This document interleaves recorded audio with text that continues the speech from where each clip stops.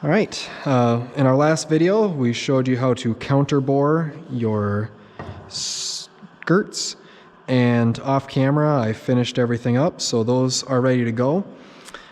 Before we get to making our angled pocket holes in the Craig jig, I do want to put our rabbets into our tops.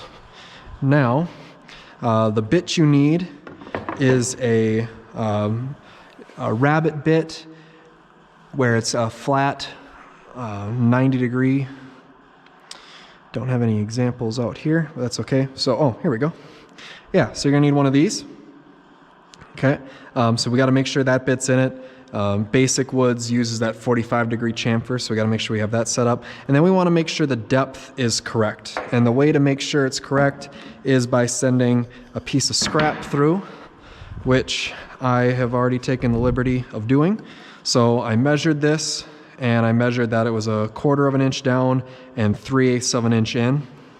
If you are choosing to make your project out of beveled glass, where you have a beveled angle, it was one of our options. You want this to actually be 1/8 of an inch. So you want this to be shallower, so come up further. So that's actually gonna have to be adjusted by moving the fence back and taking the router out and dropping the height down. So we'd loosen, once you take that out, you'd loosen this and then give this sleeve a twist and actually bring the sleeve up so it would cut less material. So if you chose that fancier glass option, make sure that it is set for what you need. Regardless, I would still send a piece of scrap through and check the piece of scrap to make sure it's what you need. Okay, now we'll set our stuff kind of maybe out of the way a little bit over here. So, we have made a couple of decisions indirectly by how we've made our cuts.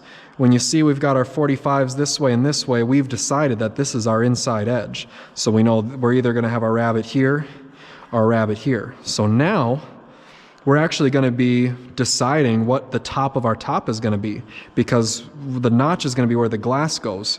And so it's cutting from the bottom. So actually, if I were to send it through like this, this would be the top of our top. And for this particular board, if you like that kind of stuff in your board and you're trying to go for a look of a more natural rustic material, great, go for it.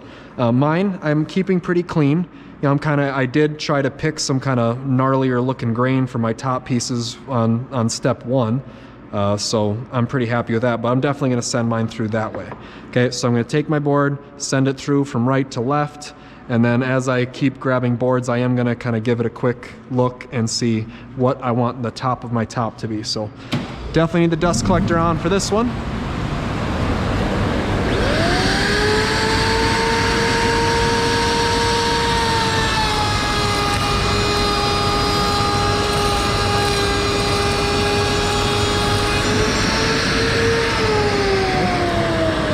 So go too fast and you'll chip it, go too slow and you'll burn it.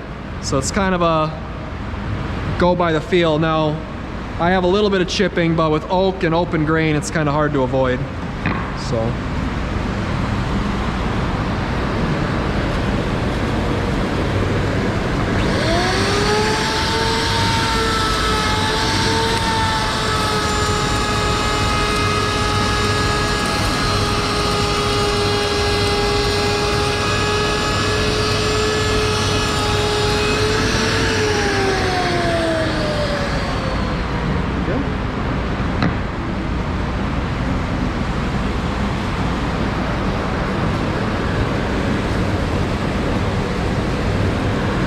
Pretty side down.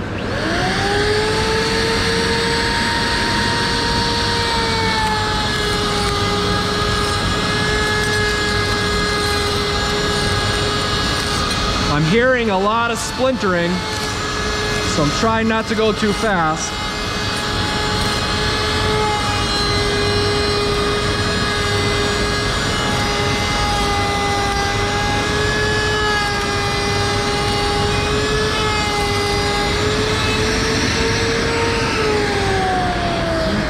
I'm not burning it yet, so that's good. One more. Pretty side down. Always have that short side against the fence.